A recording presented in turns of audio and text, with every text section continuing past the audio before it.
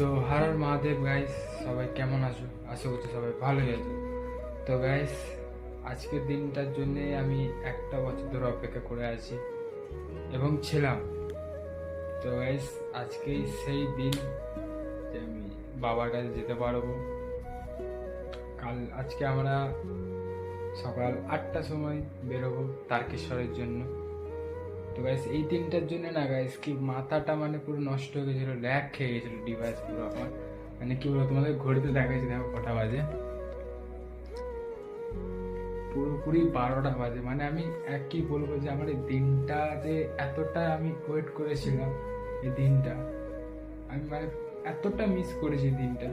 আজকে সেই দিনটা এসছে, আজকে আমি বাবার কাছে যেতে পারবো। তো গাইস, আমি বাবার কাছে কোনো কিছু চাই না, কিন্তু বাবার কাছে গেলেই আমি শান্তি। তো গাইস, কমেন্টে হর হর মহাদেব যেন লিখো তোমরা। তো গাইস চলো, দেখা হবে কালকে সকালবেলা তারকেশ্বরের জন্য। তো গাইস টাটা, গুড নাইট।